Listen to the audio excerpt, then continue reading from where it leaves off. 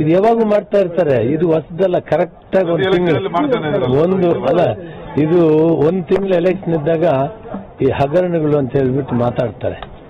ನಾನು deputy commissioner ಹತ್ರ affidavit ಹಾಕ್ಬೇಕಲ್ಲ, ಅವಾಗ ನಮ್ಮ ಜಮೀನು ಎಷ್ಟಿದೆ ಅಂತ ಹೇಳ್ಬೇಕಾಗುತ್ತಲ್ಲ, ನಮ್ದು ಎಷ್ಟಿದೆ, ನಮ್ಮ ಶ್ರೀಮತಿಯವ್ರದ್ದು ಎಷ್ಟಿದೆ ಅಂತ ಹೇಳ್ಬೇಕಾಗ್ತದೆ. ಹೇಳಿದ ಮೇಲೆ ನಿಮಗೆಲ್ಲ ಹೇಳ್ತೀನಿ ಆಗ ಎಷ್ಟು ಜಮೀನಿದೆ.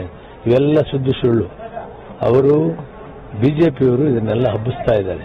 ಅವ್ರಿಗೆ ಗೊತ್ತು ಗೆಲ್ಲಕ್ಕಾಗಲ್ಲ ಅಂತ, ಅವ್ರ ಹಣೆ ಬರ ಗೊತ್ತಿದೆ, ಜನಕ್ಕೂ ಗೊತ್ತಿದೆ. ಆದ್ದರಿಂದ ಇಂಥವೆಲ್ಲ ಹಬ್ಬಿಸಿ ತೇಜವಧೆ ಮಾಡಕ್ಕೆ ಹೋಗ್ತಾರೆ. ಡೆಫರ್ಮೇಷನ್ ಕೇಸ್ ಕೂಡ ಆಗ್ತಾ ಇದ್ವಿ, ಸುಮ್ಮನೆ ಬಿಡೋದಿಲ್ಲ. ಬಹಳ ಪ್ರಾಮಾಣಿಕವಾಗಿ ರಾಜಕೀಯ ಮಾಡಿ ಬಂದಿದ್ದೀನಿ. ಅವ್ರ ಮೇಲೆ ಗೌರವ ಇದೆ ನನಗೆ. ಮಾಧ್ಯಮ ಮಿತ್ರರು ಸತ್ಯನ ಹೊರಗೆ ಹೇಳಿದರೆ ವೆಲ್ಕಮ್ ಮಾಡ್ತೀನಿ, ಅಸತ್ಯವನ್ನು ಹೇಳಿದಾಗ ಸುಮ್ಮನೆ ಕುಂತ್ಕೊಳ್ಳೋದಿಲ್ಲ. ಅವ್ರ ಮೇಲೆ ಡೆಫರ್ಮೇಷನ್ ಕೇಸ್ ಹಾಕ್ತೀನಿ, ಸುಮ್ಮನೆ ಇರೋದಿಲ್ಲ. ಆದರೆ ಗೋಮಾಳ ಆಗಿ, ಫಾರೆಸ್ಟ್ ಆಗಲಿ, ಯಾವುದು ಒಂದು ಕುಂಟೆ ನಾವು ತಗೊಳ್ಳಿ. ಅಪ್ಪಟ ಕೃಷಿಕ ಕುಟುಂಬದಿಂದ ಬಂದಿದ್ದೀನಿ, ವ್ಯವಸಾಯ ಮಾಡಿ ಬದುಕಿದ್ದೀವಿ. ವ್ಯವಸಾಯ ಮಾಡೋದಕ್ಕೆ ಜಮೀನು ಇದ್ದೇ ಇರ್ತದೆ. ಎಷ್ಟಿದೆ ಏನಿದೆ ಅಂತ ಜಿಲ್ಲಾಧಿಕಾರಿಗಳ ಮುಂದೆ ಅಫಿಡವಿಟ್ ಆಗಿದಾಗ ನಿಮಗೆಲ್ಲರಿಗೂ ಕೂಡ ಕೊಡ್ತೇನೆ. ಇದರಲ್ಲಿ 400 ಎಕರೆ ಅಂತ ಹೇಳೋದು, ಅಪ್ರಚಾರ ಮಾಡೋದು, ದೊಡ್ಡ ಇಶ್ಯೂ ಮಾಡೋದು, ಇದೆಲ್ಲ ಲಾಭ ಬರ್ತದೆ ಎಲೆಕ್ಷನ್ಗೆ ಅಂದ್ಕೊಂಡಿದ್ದಾರೆ. ಅದರಿಂದ ಯಾರು ನಂಬೋದಿಲ್ಲ. KH ಮುನಿಯಪ್ಪನೇನು ಅಂತ 7 ಎಲೆಕ್ಷನ್ ನೋಡಿರೋರಿಗೆ ಸತ್ಯ ಗೊತ್ತಿಲ್ವಾ? ಇವತ್ತು ಹೊಸದಾಗಿ ನಾನು ಕ್ಯಾಂಡಿಡೇಟ್ ಆಗಿದ್ರೆ ನನ್ನ ಜೀವನ ಚರಿತ್ರೆ ಅವರು ಬಿಚ್ಚಿಡಬಹುದು. ಎಲೆಕ್ಷನ್ ಟೈಮ್ಗಿಂತ ಒಂದೊಂದು ಗಿಮಿಕ್ಸ್ ಬರ್ತವೆ, ಚಿಂತೆ ಮಾಡಬೇಡಿ. ಎಲೆಕ್ಷನ್ ಸುಗಮವಾಗಿ ನಡೀತದೆ.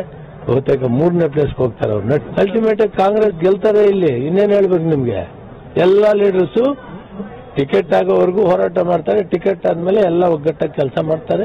ಕಾಂಗ್ರೆಸ್ ಗೆಲ್ತದೆ.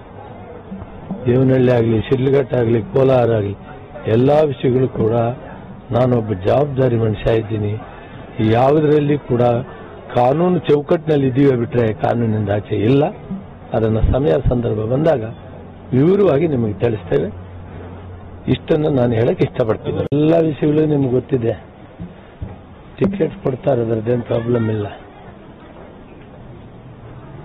ಎಲೆಕ್ಷನ್ಗೆಲ್ಲ ತಯಾರಾಗಬೇಕು ಅಂತ ಹೇಳ್ತೀನಿ. ಟಿಕೆಟ್ ವಿಷಯನೇ ಬಿಟ್ಟುಬಿಡ್ರಿ. ಟಿಕೆಟ್ ಹೈಕಮಾಂಡ್ ಕೊಡೋಕೆ ತೀರ್ಮಾನ ಮಾಡ್ತಾರೆ, ಅವ್ರಿಗೆ ಗೊತ್ತಿದೆ. ದೊಡ್ಡ ಪಾರ್ಟಿ ಅಲ್ಲ, ಗೊಂದಲ ಇದ್ದೇ ಇರ್ತದೆ. ಏನ್ ಮಾಡೋದು ಕಾಂಗ್ರೆಸ್ನಲ್ಲಿ ಹಂಗೆ. ಪಾರ್ಟಿ ದೊಡ್ಡದಾದಷ್ಟು ಗುಂಪುಗಳು ಜಾಸ್ತಿ ಇರ್ತಾರೆ.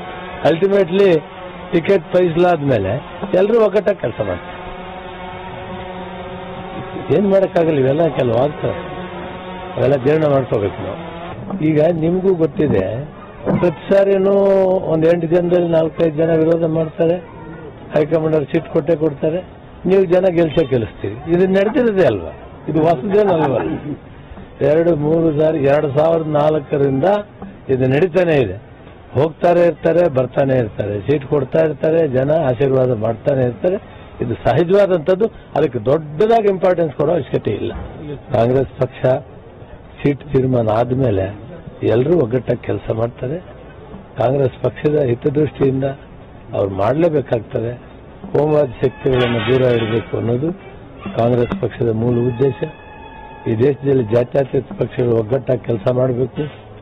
ಮುಂದಿನ 2019 ಏನು ಮೇ ಚುನಾವಣೆಗಳಿದೆ, ಕಾಂಗ್ರೆಸ್ ಪಕ್ಷ ಮುಂಚೂಣಿಯಲ್ಲಿರ್ತದೆ. ರಾಹುಲ್ ಗಾಂಧಿ ಅವರ ನಾಯಕತ್ವದಲ್ಲಿ ಎಲ್ಲಾ ಜಾತ್ಯತೀತ ಪಕ್ಷಗಳು ಸೇರಿ ಸರ್ಕಾರವನ್ನು ಮಾಡ್ತೀವಿ.